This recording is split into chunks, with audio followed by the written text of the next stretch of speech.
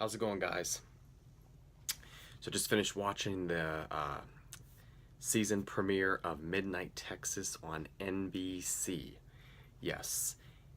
And I actually watched with my cousin, and my cousin usually doesn't watch television or films, so it was interesting to watch it with him and see his reaction because he saw one trailer for it and wanted to watch it. So we watched it together. It was kind of nice. Not a show for NBC. And I say that in a good way. It's not your typical NBC show. This is more a show I could see just some of the storylines and provocative language. I could see it like Showtime, FX, HBO. It's powerful, but it's good because network television has to take that next step in pushing the envelope. I would say compared to this, maybe would be Grimm. I haven't watched Grimm. I do want to watch that in the future, but also Medium. But Medium, I think, was not as dark as this show seems like it's going in the direction to be. I was actually thrilled. I tweeted throughout the night, and I had Midnight Texas, the show itself, like a tweet. I had one of the main actors who plays the Angel, and he played on Brothers and Sisters. He played Kevin, or Kevin's love interest on Brothers and Sisters. I'm sorry, Brian, I think his name was Brian or Brad. So I was thrilled about that. My cousin didn't believe me until I showed him. And a friend of mine who I worked with at a parish was also tweeting me. So it's always good to get on the social media, Facebook, Twitter, Instagram. That's how I've been promoting my YouTube channel here. Thank you so much for the support. My subscription, the list is growing. The likes, the comments, thank you. It's all for you guys. Thanks for the love and the support. If you have watched Midnight Texas, start commenting with your thoughts below. If you haven't, definitely take a look at the pilot. It'll be on NBC on Mondays at 10. I think 10 episodes, if I'm correct. Basically, not to give many spoilers or any spoilers at all, it's based on the books.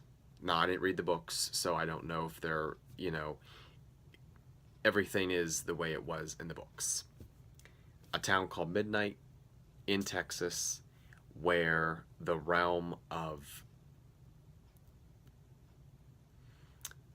the living and the dead come together. What was neat about this show is the one character is a medium psychic, and they can connect with people who have passed on, good and bad. So it was neat to see that because I remember seeing that in Medium, and Medium did such a good job showing, because we all wonder, somebody that has the gift, what they really see. Well, this show explained it in visual. So that was cool. The characters, I think I'm going to relate to some of them. The Reverend, the Angel, the Vampire. That's basically what the show is. It's all your supernatural elements, from witches, warlocks, I'm sure wizards at some point. And let me give this spoiler, a talking cat. Yes, a talking cat. Took me back to my Sabrina and the Teenage Witch days, or Hocus Pocus with Binks. Yeah, pretty cool. So, not to give too much away, it relates to life with the murder that takes place, and then everybody in the town is a suspect, and it's your typical small town where one thing happens and everybody's all around wanting to know what's going on. And then you find out that, these misfits, as you would say, have these gifts, and some are good, some are bad. We don't know who's good, we don't know who's bad. We do know that one of the main characters is being chased, so we don't know from who, though.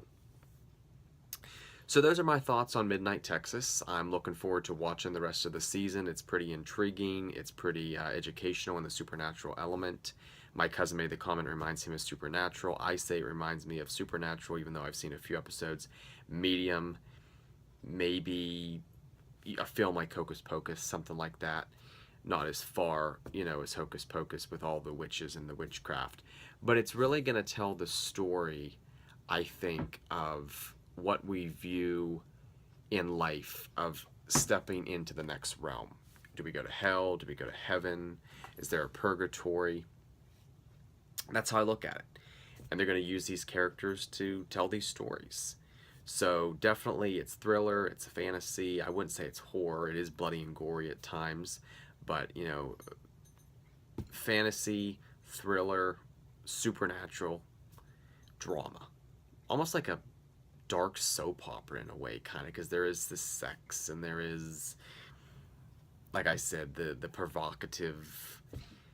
So maybe a show like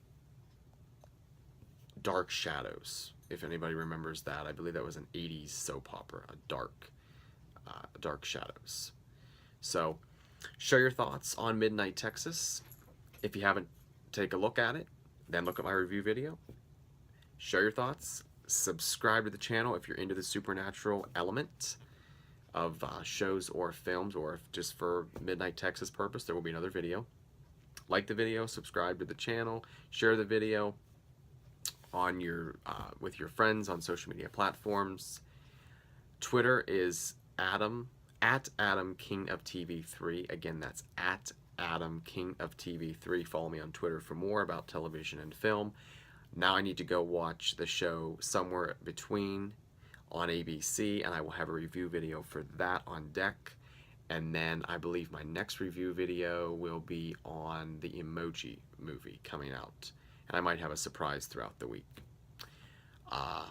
Also, share your thoughts real quick on what you think about American Horror Story unveiling their title in a little sneak peek video. American Horror Story Cult. I've always said they were going to tackle a story and a season that revolved around a cult.